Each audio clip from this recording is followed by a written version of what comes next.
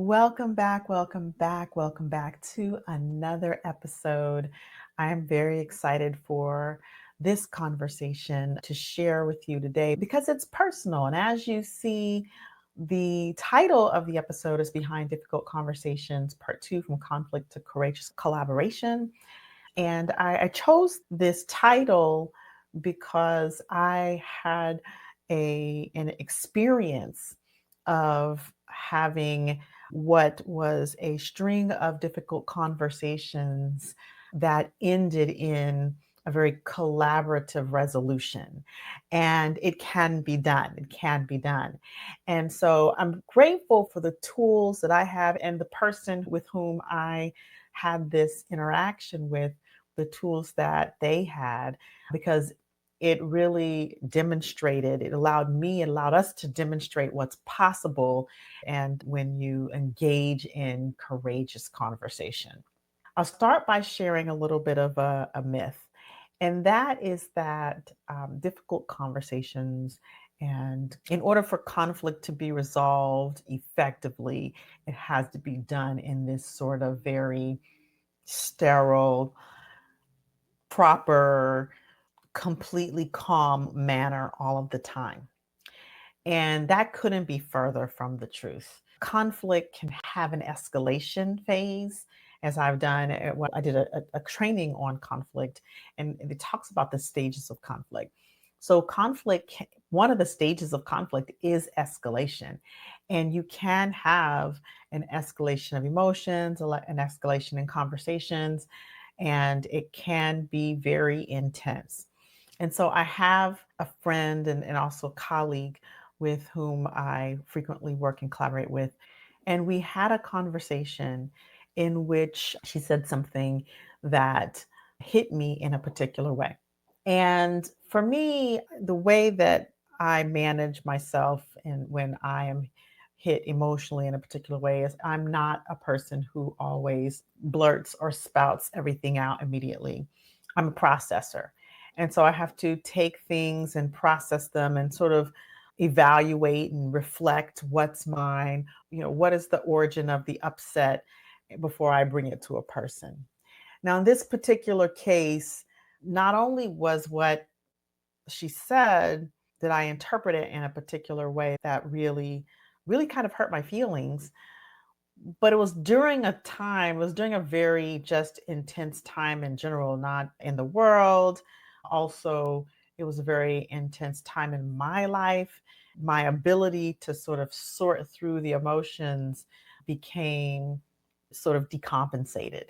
And what I do in those instances is I tend to withdraw and step back. And so that's sort of my compensatory mechanism. It's the way my survival response is set up. And that's not to justify or say that it's right, but that's what happens. And so my friend and colleague noticed this and eventually came to, now I say eventually because it was some weeks, brought this to my attention. And that began our conversations. And so at first, there was definitely some high emotion. Now, what that looked like was for me was just a sit back and a withdraw. And really, I'm very stoic sometimes, but it was definitely a withdraw and a withhold. But I still had that high emotions, and then I had to process, and then I emoted in a different way. But by and large, what ensued was sort of a series of emotional conversations and we were recognizing in the moment that they were emotional conversations, but it was stuff that had been held that needed to get out. And then we came to this point where we were like, well, okay, well, what's next? What do we need to do? We need to take some space. We need to, that sort of thing. And I'm giving you an example of how these things go. And it wasn't, we didn't, were no knockdown, drag out. There were no screaming or yelling. Were there some tears? Probably. My point being is that that series of conversations was not a pretty series of conversations. There was some emotion, there was some defensiveness, there was some blaming, there was some withhold, there was like all of these things. And then came a turning point. And for me, that turning point was that, and we each had our own turning points, right? And luckily for us, our turning points oftentimes complement each other. So my turning point was I was listening to one of my previous podcasts, and in my own words, I heard trust, transparency, and courage. And I thought to myself, wow, how interesting that, it would be my own words reflected back to me that would give me a revelation about my partner, about my friend and my colleague's experience. And it softened me and gave me some compassion, and enough compassion that I could overcome whatever my concern was or my need to withdraw and re-engage in a courageous conversation. And what happened was we began to talk, and I took responsibility for what was my contribution to the original conflict, to the original concern, and to how that showed up without too much justification, without any too many excuses. Just, here's what I can be responsible for, right? This is the way this impacted you. In the previous episodes, I've talked about the 5-step apology, right? Here's what I can be responsible for. Here's, how that might have impacted you. Here's how I was impacted during the process. Here's what I'm committed to. Here's what I have the bandwidth for. Here's what I can commit to, and here's what I have the bandwidth for.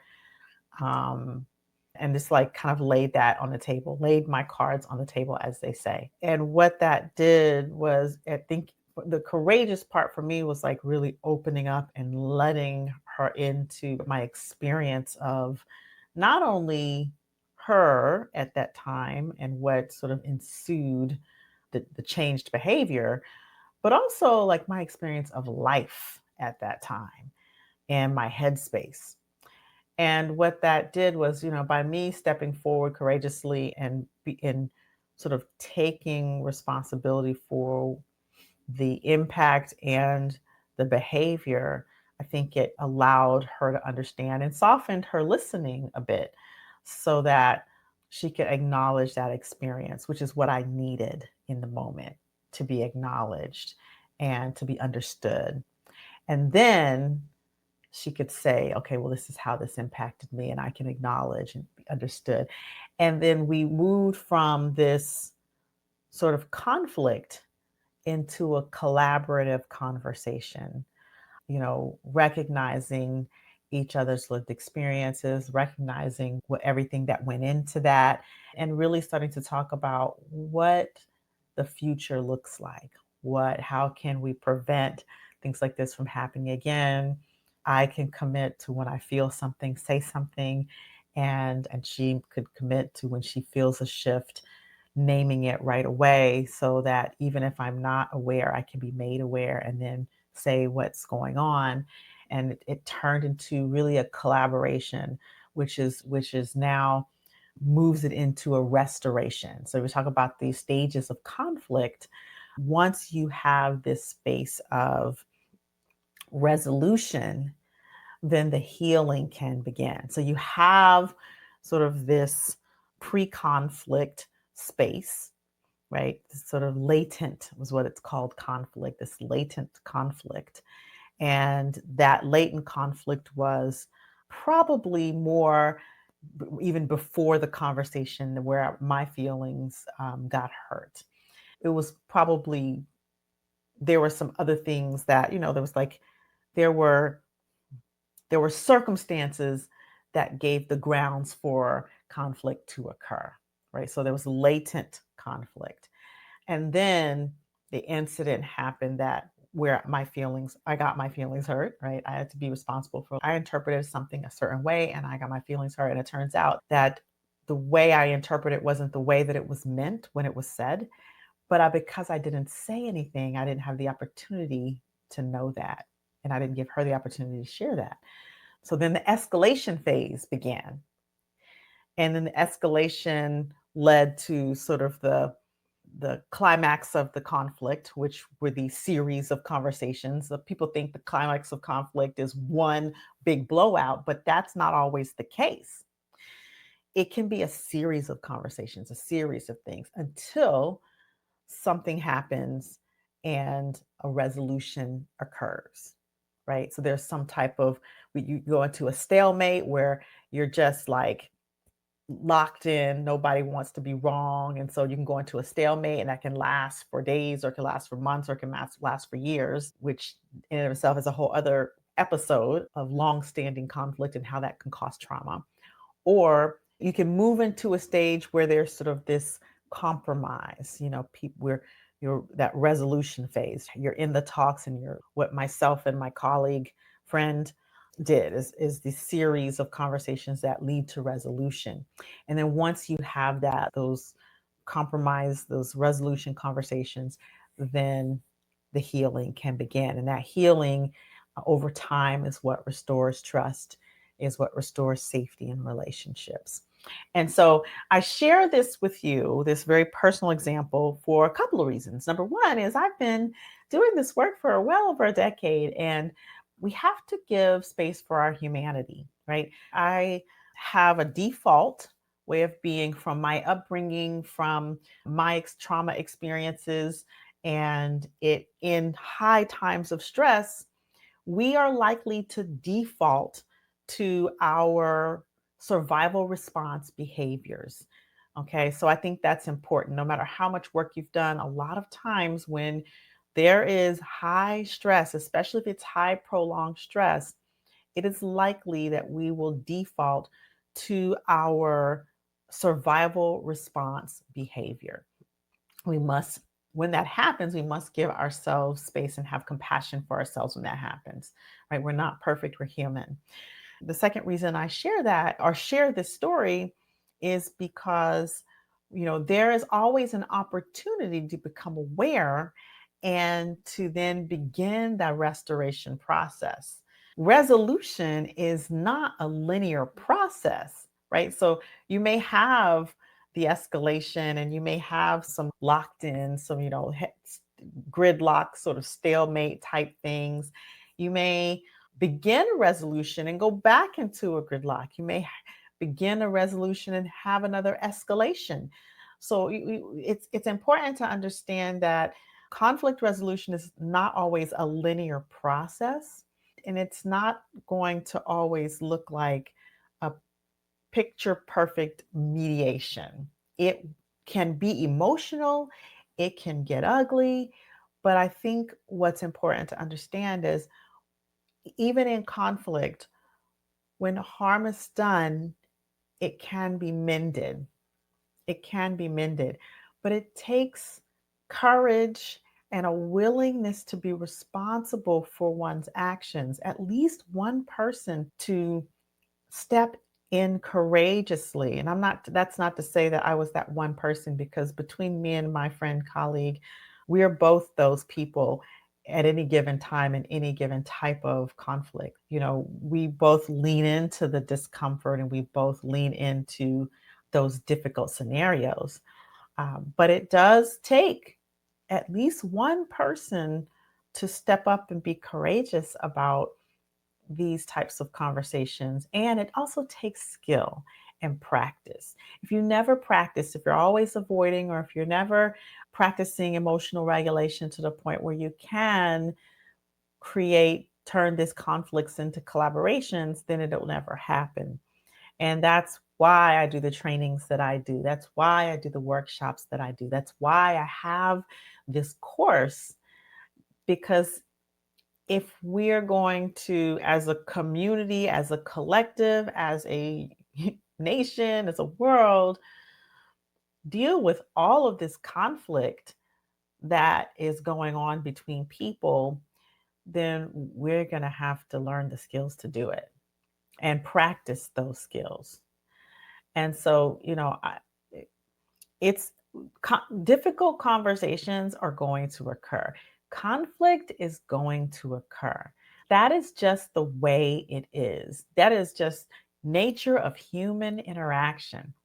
And how we manage, how we deal with this conflict when it comes up, that is going to be the determinant of whether the relationship becomes permanently damaged or whether the relationship is salvageable.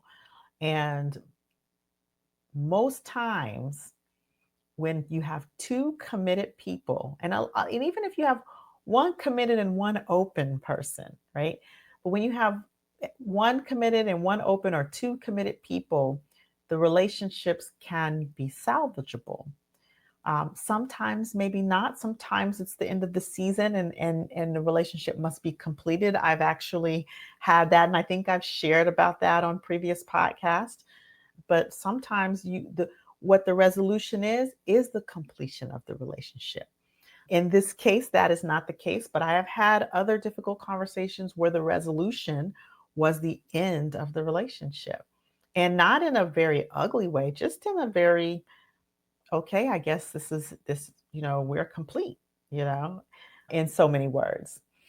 So, as you think about your relationships, whether they're at work, because this is applicable, whether you're talking about work relationships, whether you're talking about relationships between customer and client, customer and service provider, whether you're talking about intercollegial relationships, whether you're talking about relationships in healthcare, doctor to patient, whether you're talking about relationships with your children, this applies.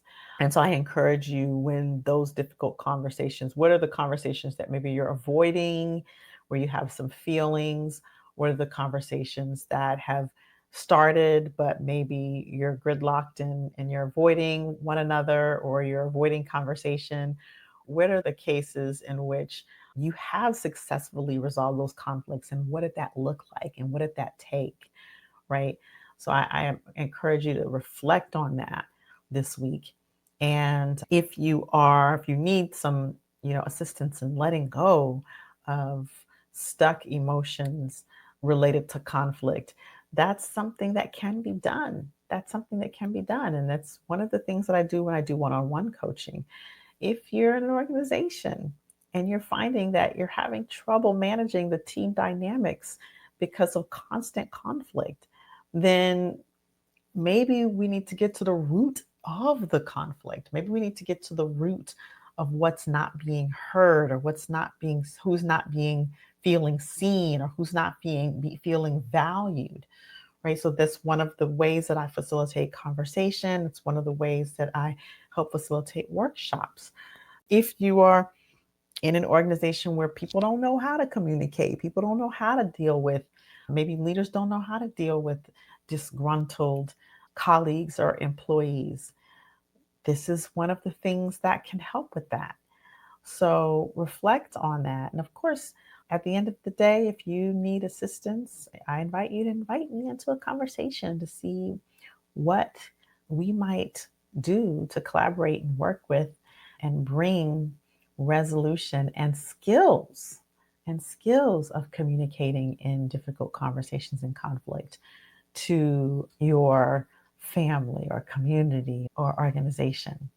So with that, I hope that you found that this sort of vignette useful, and I look forward to hearing feedback. As always, I would like to thank the listeners, because without the listeners, there is no podcast. And I invite you to share this episode, share this with a friend, a colleague, a leader, a family member, because I think it's important that we understand that there are phases to conflict and there are ways to resolve it. And we can turn conflict into courageous collaboration, but it takes something. It takes willingness, it takes skill, it takes the ability to emotionally regulate, and it takes courage. And so share this episode. And of course, if you want to reach out to me, you can do that at mindremappingacademy.com. So be safe out there. And until the next time, stay empowered.